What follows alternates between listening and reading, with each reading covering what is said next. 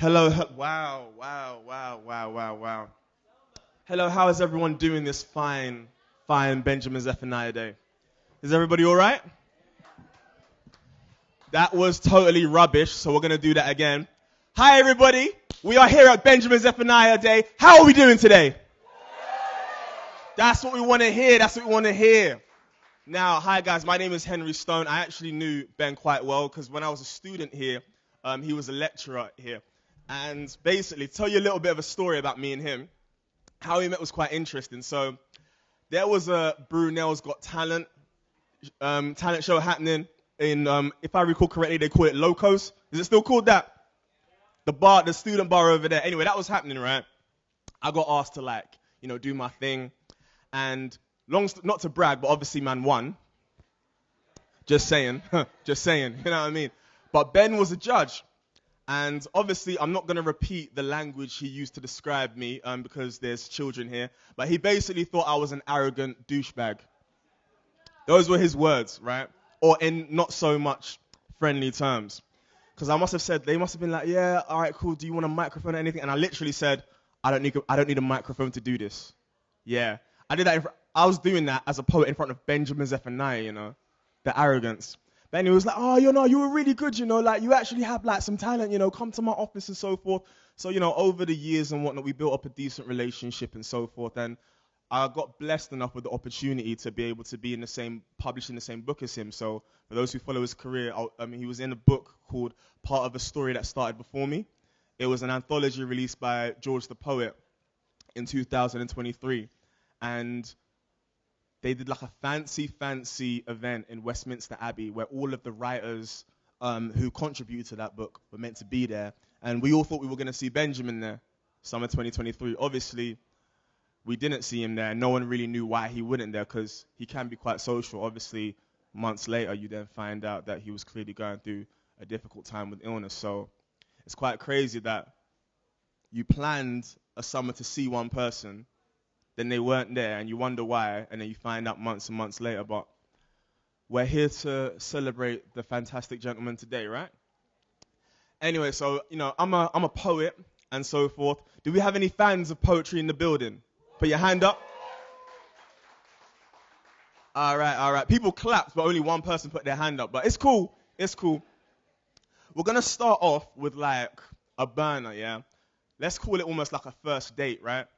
So if it goes well, we'll go into the other poems. If it doesn't go well, that's awkward because I still have a set to finish. So this is just for you to get a feel of like what I do, and it's also for me to get a feel of you guys. Is that all right, yeah? All right, so this first poem is called Stream of Cockiness. I will tweak the language because I do see some people under the age of 16 here. Yeah, let's get started. I always knew that words had power, but a friend of mine said I'm a wallflower. He said in the midst of adversity, you never learned to be someone who could overcome uncertainty, and that fed my insecurities when youngers would turn to me, making me wonder, can I help her or he? But as I write this down on a piece of paper with a felt tip, I forget that opinion and anyone else's who dares to doubt. I'm not scared to shout at the ones who are proud of me or say thank you to the ones who are proud of me. So many people asking how can he find these ingredients to create the perfect alchemy? Wannabe rock climbers will never amount to me because I'm about to be the next big thing to sow a seed of success and determination. So I'm germinating the master plan. I'm permeating the artist's hands with blood, sweat, and work. I can't fathom any more fears or fathom any more tears. I'm just planning for the next 24 years so the road to destiny can remain clear. I no longer ponder whether or not this pen that I've got can help me stay near my goals, dreams, or future achievements. This is the grievance of a cocky genius who wants to walk on his way to the top, but he keeps on looking back to see where the sheep is. So he's angry, he's looking for people to blame. His madness is a needle to pain. His sadness is equal to rain. He wants to fly out on his own, but his wings are broken, so he's tumbling again. He lost the ball in a game of keepy up because this nightmare was keeping him up. He was racing down the motorway feeling G'd up, but couldn't keep up with the big dogs because he forgot he was the keep up. All I know is that I know sod all. I'm not good enough to be anyone's role model. I'm not up for that. I'm way too corrupt for that. Because I still want to do dirt to the people who did me dirty. I delve into the year of 2012 and I remember the girl who hurt me, writing letters until the AM of 5:30, all for her to turn around and say, Henry, you don't deserve me. My time was invested, yet no one's reimbursed me. So I'm cold and I'm angry. I want to get back at the ones who attacked me. I want to move past it, but it's still near though. I look to the future, but it's not clear though. Lost in the days, my mind's not here though. My body's in the rave, but my mind's not here though. I refuse to be a hero because this pain is built in. And I'm not here to save the children. But if you hear my lyrics and feel encouraged, I'm so glad I could help you carry that luggage. Performing has always, not yet. Performing has always been my way of putting my rage onto stage and gaining confidence. It's not about greed or opulence. It's about fixing minds in countries and continents where being misunderstood is the main theme of prominence. I want to give that kid who was bullied in the playground just a little more confidence. Thank you.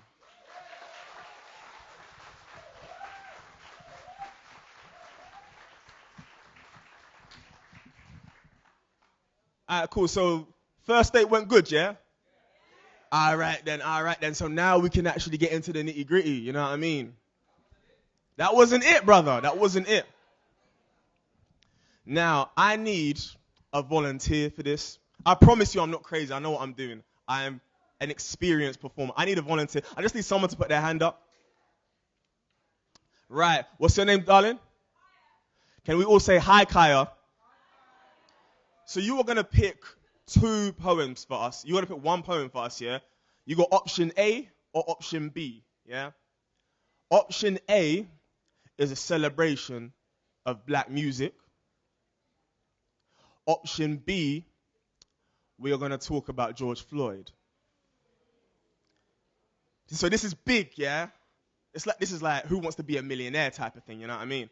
So Kaya, option A or option B? B, yeah? Are we all good with that, yeah? Right then. So I have no idea where my social media editor went, but oh, right, cool. Right. So about 4 or 5 years ago, COVID happened. We were all locked down and whatnot, and it was a very, very strange time, right? And it was a really difficult time for me as well because I lost my job because of COVID. So although I had lots of free time, I was dead broke, and yeah, that royally sucked. However, with everyone being at home, we were all able to see what happened with George Floyd in real time. Now, if you are at Benjamin Zephaniah Day, I'm going to assume you have some understanding of what happened with George Floyd. So I don't need to go into the nitty gritty because we all kind of understand what happened, right? But what shocked me and what spun me to action as a writer was the reaction and the magnitude of the protests that happened across the globe all at the same time. I made a short film about what happened called Black Inferno, which I'm going to do for you now. And when I was doing research for this short film, I found out over 60 million people protested this man's death at the same time on every single continent in the world, including the Antarctica. And it just made me realize that when it comes to dealing with race, as we all know, it's not just a black issue, right? There are several systemic structures involved who need to recognize and actively do something about it so that we can dismantle racism on a systemic scale. Do you know what I mean? But anyway, I'm giving too much of the game away, so let me just actually get into the nitty-gritty of this poem, and I realize I do have a set time, so... Right, I hope I remember the words to all of this, but if I don't, if I forget my words, can you just click with me like this? I mean, can everybody click with me like this? Yeah, that's how we do it. All right. This poem is called Black Inferno.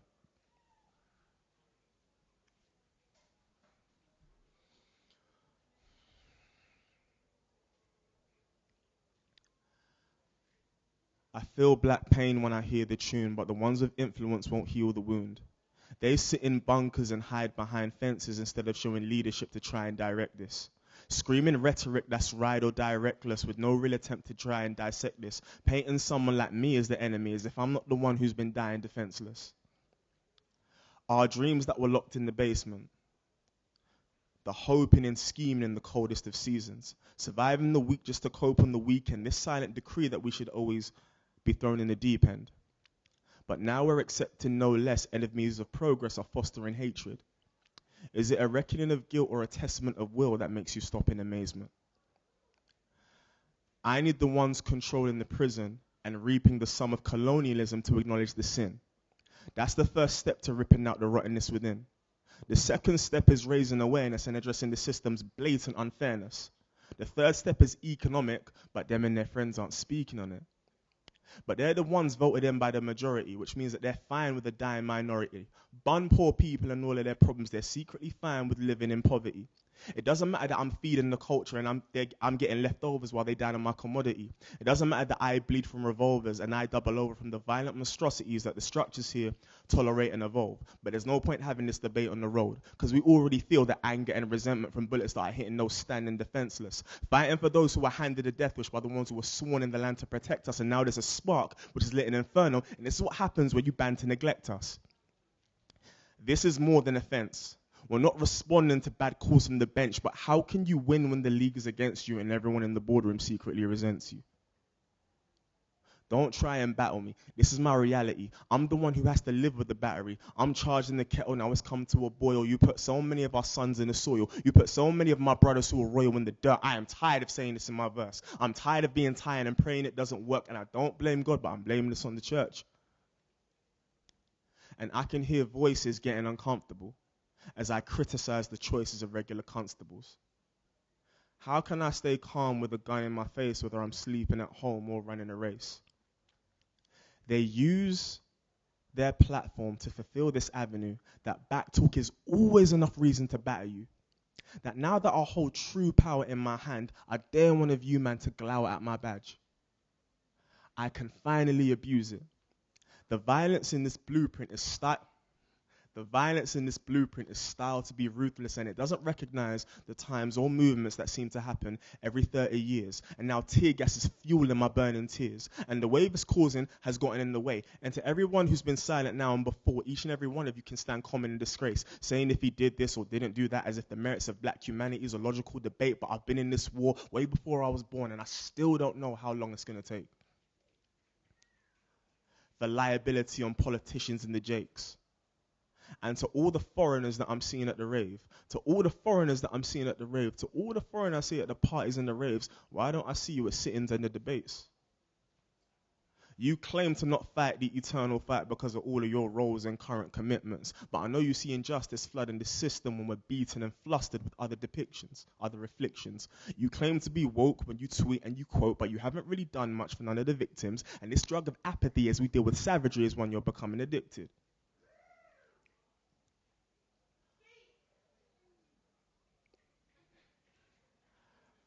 I see the gram and I pre the posts, but I need a lot more than snap decisions in order to enact the mission and make sure some of the man them don't go back to prison. But I will not be quiet. Before I die, I will distort this climate. We will change your quotas and change our limits. You've threatened us with tyranny, but you haven't done enough to break our spirits. My neck will not break as I'm playing in this scrimmage. Resilience is what I'm displaying in the image. So for the fathers, the sons, the mothers, and the daughters, to everyone who feels that they were never important, for those who have been led to believe that no one understands me, we stand as one fist, one family.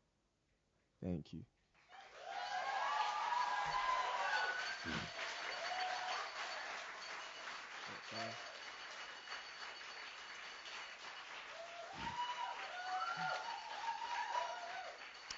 Thank you, thank you, thank you. Thank you. I believe I have one more. I don't know what my time is, but I think I have one more. And yeah, one more, and then I'm done. Guys, I just want to say you've been a sensational audience, and obviously we're all here because we've either been affected by Benjamin or New Ben in a positive way. So thank you all for coming here today. I got one more that's not memorized. One more. What we gonna do today?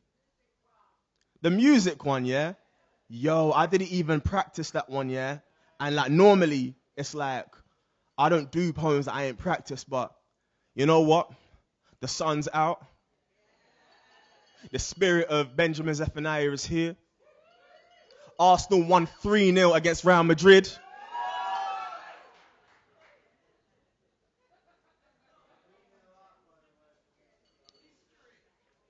I think we're gonna celebrate some hip hop out here, you know what I mean?